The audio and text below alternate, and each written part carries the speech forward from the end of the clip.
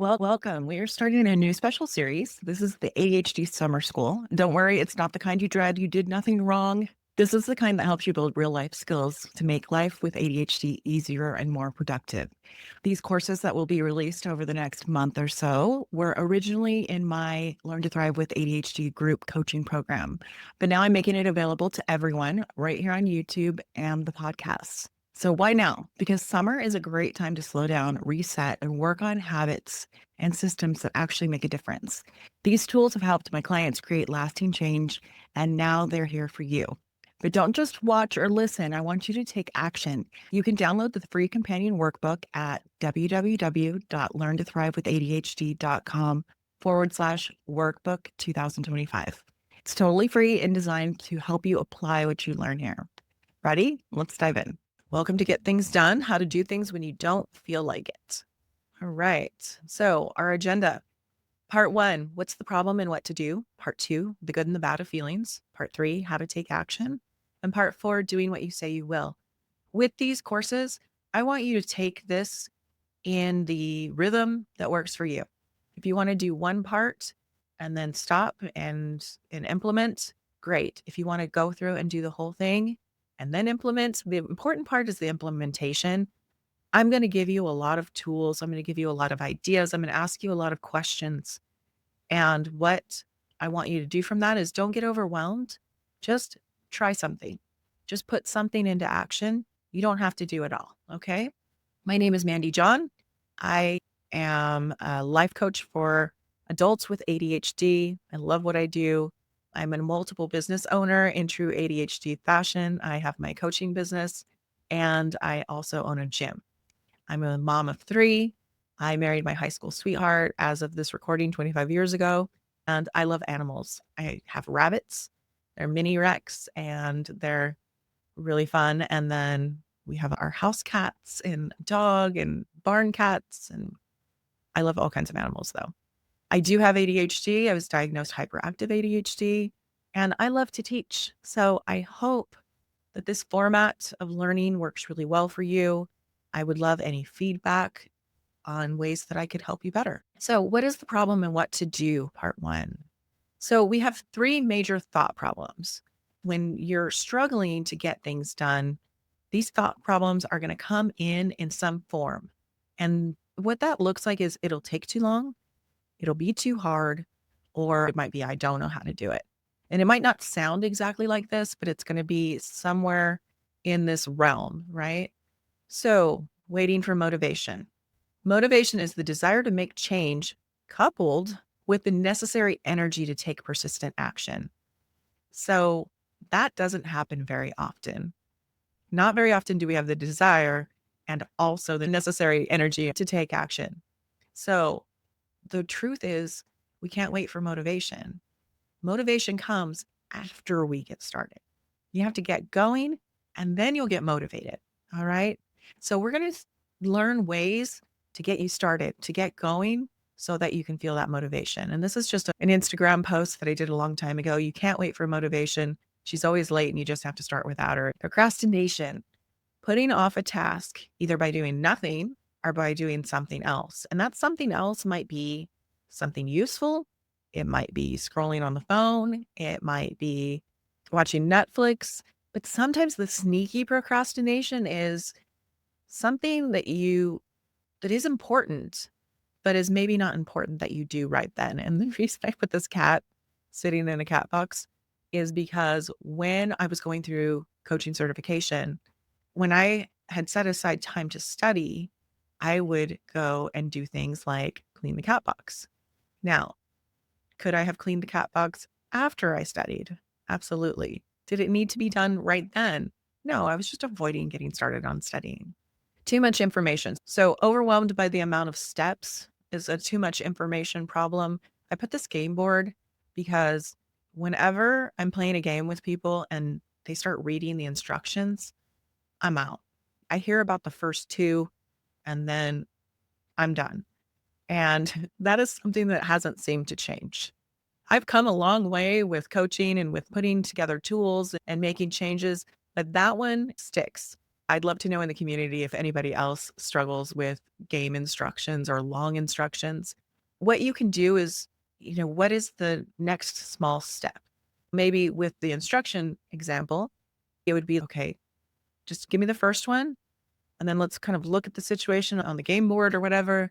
And then give me the next one and like feed them to me like one at a time, really slowly. Or if it's a big project, what is the next littlest thing that you need to do? And how are you capturing your instructions? I know my husband has somebody that works for him that has a hard time with instructions. And what he did is he just got him a little notepad. And so he could pull out the notepad out of his pocket whenever he was given instructions and he could just write the instructions down and he had them there. And that was just a good way to capture those instructions. What is that for you? What do you need to do? Okay. We struggle to see the end result as people with ADHD. What we don't realize sometimes is neurotypical people can see the future a little bit better than we can see the future. And so problems with working memory can make it difficult to visualize the past as well and retrieve past accomplishments. Now, I'm sure you can think of some examples where that's true, where you can do something well and then you can just dismiss it or forget about it. And then we also have a hard time visualizing the end result, which makes it hard to get started on things because we're not really seeing where this is going to end up. We're not seeing the benefit of doing this thing as well as somebody else. So not knowing the goal and your why. So if we don't know where we're going, we can't get there. And we need to set meaningful goals that inspire action. And that's your why, right? I've heard coaches do this kind of exercise where you set a goal and they're like, well, why do you want that? And you say, to tell them why. Well, why do you want that? And you tell them why. Well, why do you want that? And you just keep going down that process. And that's really helpful to get to your biggest why. A good example might be, I want to get healthy. Why do you want to get healthy? Well, because I want to be able to keep up with my kids. Well, why do you want to keep up with your kids? So I can spend more time with them. Well, why do you want to spend more time with them? Because I want to be connected to them. And you can see how that can just keep going. A problem can be ignoring your plan. Did you know that you have about a 40 to 50% chance of doing tasks on your to-do list, but it goes up to 70% if you give them a specific day and time? That's crazy, right? When I'm working with my clients one-on-one, I'm always saying, when exactly are you going to do that? I want a day, I want a time. And the reason I ask them to get specific like that is because it greatly increase the chance of them doing that. So maybe a problem is you're not sure how to prioritize. What if you have a to-do list, but you aren't sure what you should prioritize over everything else? Again, I always hear this from clients. I don't know what should go first. One thing I would like to kind of give as advice in that area, don't get upset with yourself if you choose to prioritize something and then realize something else was actually a priority. It's okay, you're learning. You have to exercise the muscle of prioritization. And that's an executive function skill, right? That may be a skill that you're weak in, but you have to actually go ahead and do it to learn. And then you're going to know the next time. All right, well, last time I put this before that and found out that it didn't work that way, or that wasn't the best way to do it. And that's okay. Don't beat yourself up. You're just learning. So another problem is distractions that interrupt. How will you remember what you were doing before you were interrupted? So that's something to figure out for yourself, right? A lot of clients will end their workday and make a note to themselves where they left off and where they want to go. If they're writing something, same thing. So what does that look like for you? Are you finishing one task before starting another? That can really drain our energy to jump from one thing to another to another. You can think in your home, if you're going from one room to another, you're going to be exhausted by the end of the day. And yeah, that can be a problem. I put an article here that I will have to link. A study found that participants that had their phone in another room outperformed compared to participants with their phone in their pocket or their bag. And that's really interesting, right? It wasn't even right next to them. It's in their pocket or their bag. And what they did is they gave them these cognitive tasks to do. And the people that didn't have their phones in the same room just did a lot better. And this is a really interesting study that you can read. So that's back to that interruptions, right? Keep your phone away from you when you're doing important things. All right, so that was part 1. So ways you can take action. I am big on action. So if you've taken the Become a Brain Boss, action is a line in the model. The model is what life is. This is how we do everything, right? So get working in the workbook. Notice the problems that are causing difficulty getting started. Just become aware of them. Keep an I did that list. That's in the workbook. Okay. All right. The good and the bad of feelings, part 2. So this is so important. You don't have to earn fun. These things that you're doing can be fun. So make the things that you're doing fun. You don't have to wait until you've gotten everything done to have fun, or you will always be waiting to deserve it. Can you do an audiobook? Can you do a podcast you really like? Some really fun music? Can you turn it into a game somehow? Can you race the timer against yourself? We're going to use feelings as fuel. What feelings can you use to get started and follow through? How would you need to feel to make it happen?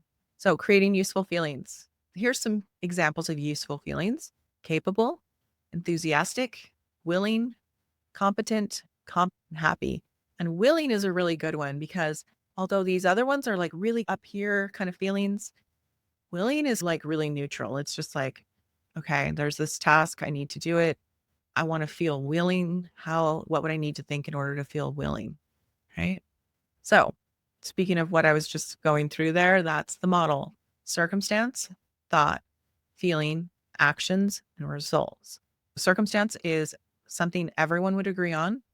Thought is something you're thinking about that circumstance. It's one thought you're thinking when we're running a model. You might be thinking lots of things about the circumstance, but we're just going to pick one. And then how is that thought making you feel? And then what actions are you taking, or what actions are you not taking? And then what result are you getting? Okay, that is the model. Discomfort. Learning to get comfortable with discomfort is the key to everything you want. And the reason I have a bus here is because I always tell my clients this kind of little story. I think I first heard this concept from, she's the one that wrote Girl Wash Your Face. I can't remember her name off the top of my head, but she talks about putting uncomfortable feelings in the back of the car. And I put a bus because sometimes I feel like we have so many uncomfortable feelings that we need a bus to keep them all. So you might be feeling anxiety about doing a task. You might be feeling dread. You might be feeling a lot of negative emotions about this. They just get to go sit in the back of the bus. They don't get to touch the steering wheel. They don't get to push the pedal. They don't get to change the radio. They don't get to say anything about where you're going, but they just sit in the back of the bus and you take them with you and you go ahead and get started on this thing anyway. Okay? You can get started even though you're feeling uncomfortable emotions. Negative emotions. Notice how negative emotion shows up in your body. If you're feeling anxiety, do you feel like a buzzing in your chest? Do you feel like a tingling in your face? Like, what does that feel like? If you're feeling shame, if you're feeling anger, how does that show up in your body? Notice how these are sensations that you've had in your body before. You've felt anxiety before. You've felt anger before. You felt tense. You felt lots of different things. You felt them before, and be willing to have them again. Once you're willing to have them again, you release the resistance to them. I'm feeling anxiety used to be a big one for me, so I'll use that example a lot. But I'm feeling anxiety. I've felt it before. I'm willing to feel it again. It's okay that anxiety is here, right? Expect negative emotions to show up. Don't be upset when they show up. Don't be upset when sadness shows up. You just expect it. Oh, I knew you'd show up at some point. Here you are, right? Don't make it a problem. So welcome them and take them with you. And this makes me think, I was getting coached and she's like, have you ever heard of this poem from Rumi called The Guest House? She told me the concept of it. And after our call, after our session, I went and looked it up. And this artwork is done by this person who and like, I guess is how you would say her name. I put the link here and wanted to give her full credit for this. So, guest house. This being human is a guest house. Every day a new arrival, a joy, a depression, a meanness. Some momentary awareness comes as an unexpected visitor. Welcome and entertain them all. Even if they are A crowd of sorrows who violently sweep your house, empty it of its furniture, still treat each guest honorably. He may be clearing you out of some new delight, the dark thought, the shame, the malice. Meet them at the door laughing and invite them in. Be grateful for whoever comes, because each has been sent as a guide from beyond. And that's from Rumi. So, yeah, I just thought that was really a good example of letting any emotion come and just welcoming it. Because when we resist against it, that's when we start to have a problem. Reframing the things that you're trying to get done, the things that you have to do, right? Reframe them. For example, I have to do the laundry. Why do I get to do the laundry? Well, I get to do the laundry because we have clothes. We live in a country where we have an abundance of clothes. There are other places, and maybe people in our country as well, where maybe they only have one set of clothes. Maybe that's all they've got. So I get to do laundry because we have an abundance. I get to do laundry because I have a washer and dryer. I want to do laundry because I want my family to have clean clothes. I want to have clean clothes. I want to do laundry because I don't want to have to go and buy new clothes every time. Empowered versus disempowered. This, I want you to really take this in, because this is the difference between being able to make change in your life and not. Are you empowered in this situation? Are you the one in charge? Are you disempowered? Are you the victim?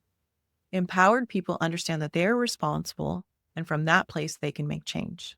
Disempowered people think that things are happening to them, that they have no power to do anything about it.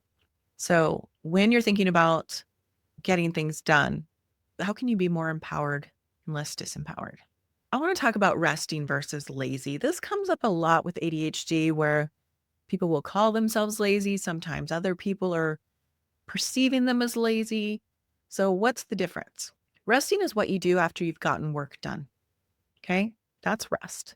Lazy is what you do when you're avoiding the work. There's the difference. Give yourself credit for the work that you have done. Sometimes that happens a lot with us all, right? We're like, I'm not getting anything done today. I've done nothing. I would challenge you to sit down and write down everything you've done that day. You're going to find that there's actually a lot that you've done that you just are dismissing. So, part 2, very good. You made it. So, ways to take action. Decide how you would need to feel to get going. Start noticing how negative emotion really feels. Try the reframing exercise with the things you're finding it difficult to do. The reframing is, I have to, I get to, I want to. And you will find that in your workbook to work that out. How to take action, part 3. Break it down. Break your goal down into the smallest next steps. Are they small enough to reduce your resistance to getting started? What do you do if you don't know the steps? Okay. What if you don't know the steps? Ask people, get help, or just decide to start somewhere. So here's a tool, the 10-minute rule.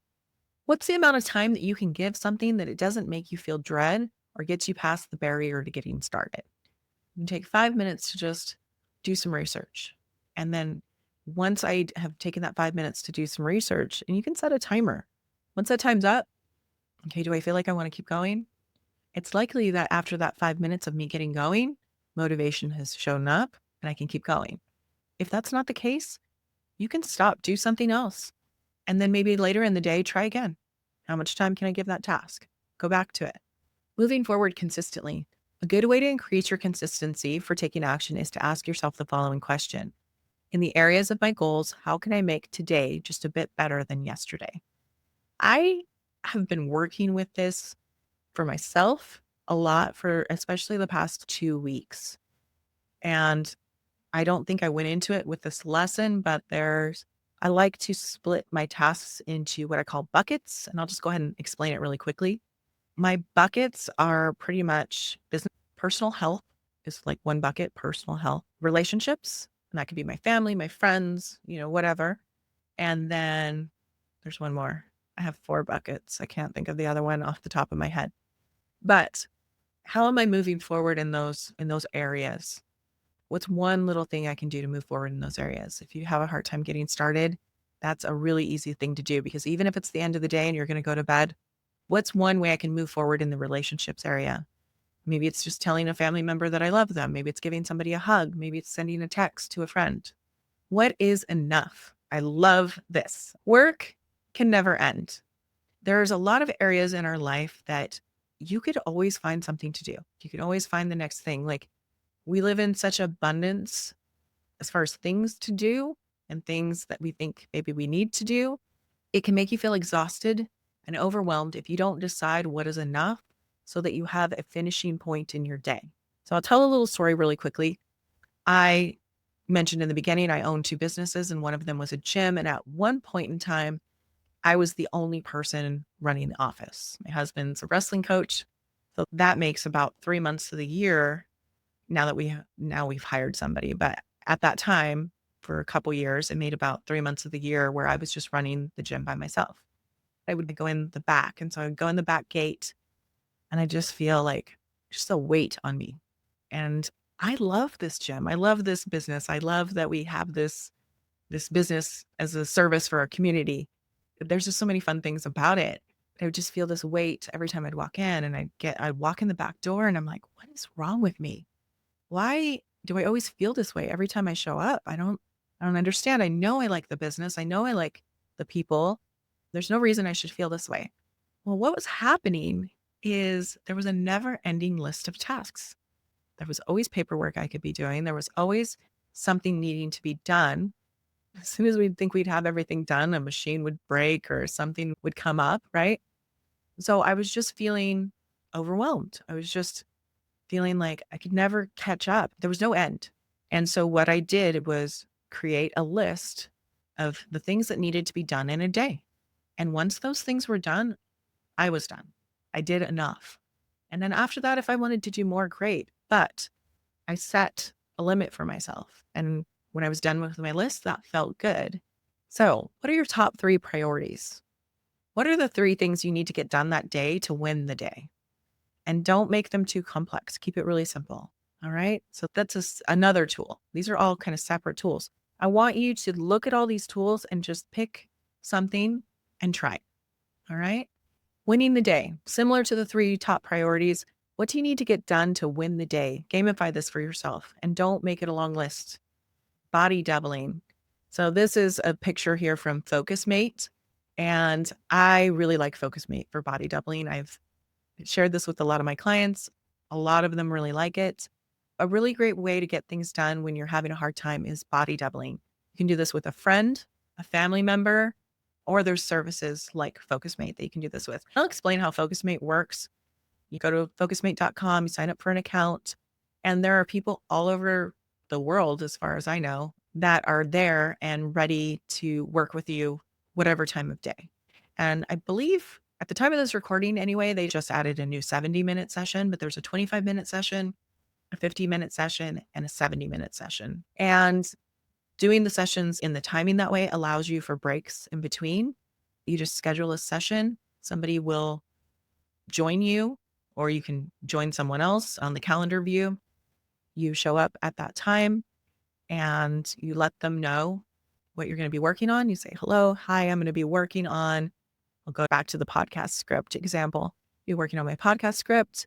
What are you going to be working on? And they'll tell you what they're working on. And you say, okay, I'm going to mute my microphone and leave my camera on, or you can choose whatever you want to do.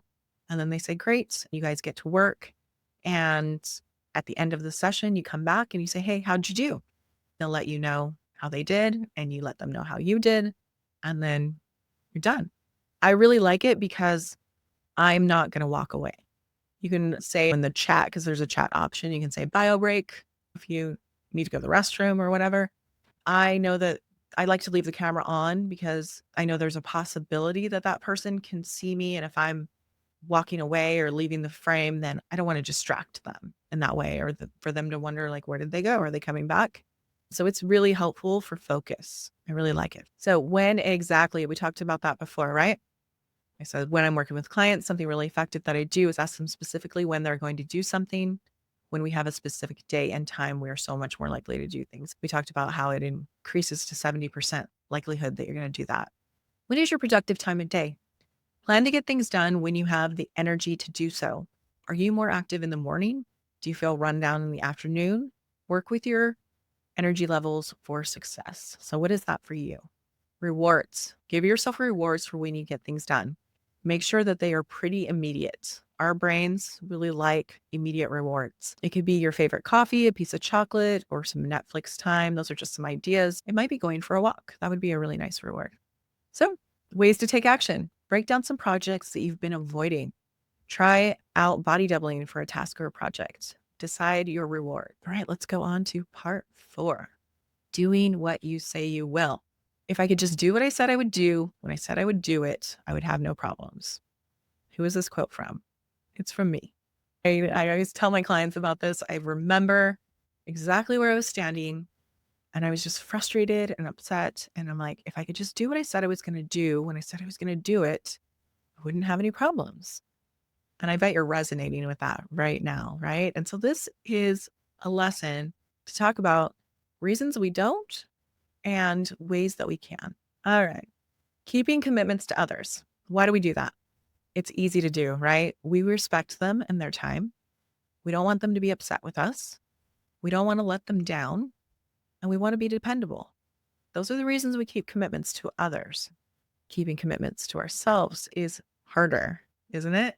We aren't respecting ourselves. That's what's going on. We aren't respecting ourselves and our time. We are used to being upset with ourselves.